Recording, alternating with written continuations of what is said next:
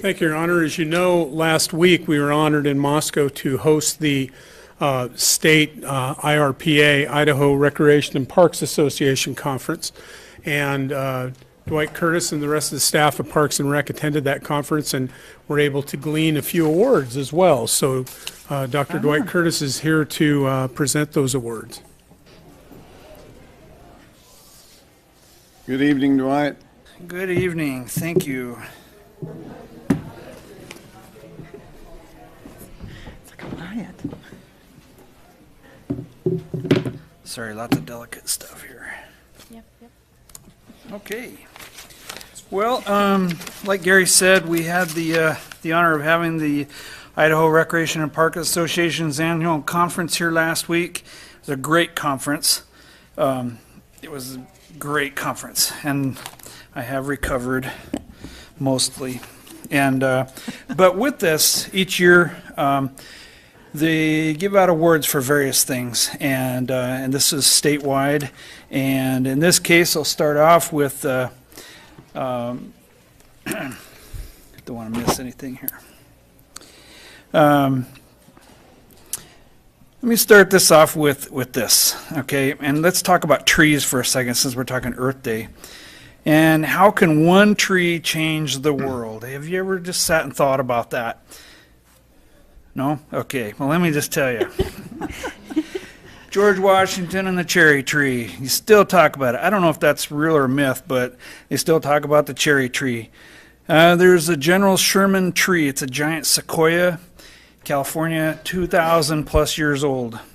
Now, I don't know if somebody planted that tree, but it's there, and it's been there for a long time. We have the Emancipation Oak in Hampton, Virginia, and it was named that in 1863. If you think about emancipation and that time frame, what that was all about, and it's still there. The 9/11 survivor tree. They had a Callery tree pear there in New York that was only 8 feet tall, and it actually survived the disaster that happened, and it's now 30 feet tall. There's the Endicott pear tree in Danvers, Massachusetts. It's actually the oldest cultivated fruit tree in the United States. It was planted in 1630. That's an apple tree. That's some serious apple cider. White poplar right here in Moscow in Gormley Park. It's registered in the Idaho Big Tree Program. So, trees are important, and we have a lot of volunteers in Moscow that like trees, and Moscow takes enormous pride in our volunteerism by its citizens. And at last week's IRPA conference, they chose to recognize one of Moscow's volunteer treasures, and that's Mr. David Rock. And Dave, if I get you to come up here, and I'm going to embarrass him just a little bit here if I could. So David is the campus horticulturist here at the University of Idaho. He's an arborist, and he obtained his arbor certification in 1993 through the International Society of Arboriculture. He's a longtime member of the Moscow Tree Commission. He's actually a charter member of the Tree Commission, established back in 1990. He is chair of the Tree Commission from 94 to 2009. He's still serving today at 28 years later. He was instrumental in developing the City of Moscow's Community Forestry Ordinance, development of the arboricultural specifications and guidelines, co-editor of the Street Tree Planting Guide and some revisions. He's also a mentor to the city's community forestry administrator and the Tree Commission. He's conducted many trainings over the years to city personnel in the parks and streets. And from 2004 to 2014, he's presented over 4,200 students. He's presented to over 4,200 students here in the city of Moscow area on Arbor Day. And he's also won the Orchid Award for the Moscow Historic Preservation Commission and for his work in protecting the iconic Camperdowns elms from Dutch elm disease, and that's along Campus Drive on the campus. And in 2008, David was awarded the Service to Commissions Award by the mayor. And David is truly an asset to the city and the community of Moscow. And I just threw this in because I think it's so true. Volunteers don't get paid because they're worthless, but rather they get paid because they're priceless. And if you could please help me thank David for all his volunteer service years on the Moscow Tree Commission as we present on behalf of the Idaho Recreation and Park Association the Citation of Merit Award as the Outstanding Individual for 2018.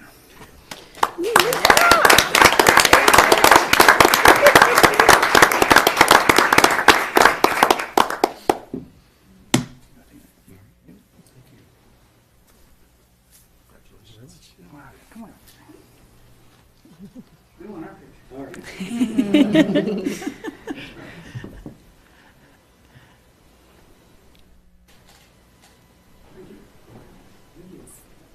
Wow, that's awesome. I want to say something about David, Dwight, before you go on. 5 years ago, first year I was the mayor, and David was in charge of the tree commission. He was the chair then. We planted a tree out at West Park School, and David dressed up as a tree. He had cedar boughs coming out of everywhere. I'll just put it that way. And it was so much fun because the first and second graders that came out, and David made it very, very entertaining for them. And not only did I think it was perfect example of getting kids interested in trees and what trees were all about, but I'll never forget that, David. That was a special moment for me, and I've been to a number of the Arbor Day things. I'm going to be one at Lee and Whitmore School this year. But it was absolutely amazing. I just had to share that. So I'm tickled to death, and there's nobody I can think of that would deserve that award in the city of Moscow more than you. Okay, Dwight. All right, well, thank you. Well, this one I'll keep a little bit shorter, but it's also important, I think. For decades, the city of Moscow and its citizens have debated whether or not to have a downtown public restroom. And 100 years, David, or Dwight. yes, it was back when they planted that giant tree in Gormley Park. So anyway, and on May 6th of 2017, just about a month ago, the restroom facility at Friendship Square was officially open to the public. And so we're going into this, getting ready to start into the second year. It's still doing its job, and I have not heard from anybody since that was opened that said that they thought it was a bad idea.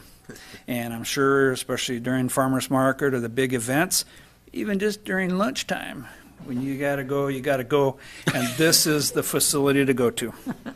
So, of course, the process involved a lot of different people to come up with the facility that we had. We wanted something that worked with the characteristics of the downtown area, and it serves the public 7 days a week from 6 a.m. to 11 p.m. and upwards of 8,000 people on a busy farmers market day. The special events and the general public use this. And on behalf of the Idaho Recreation and Park Association, I'd like to present to Mayor Lambert and the City Council with the Outstanding Facility Award for 2018. Awesome. Well, that's cool. After all that. I think so.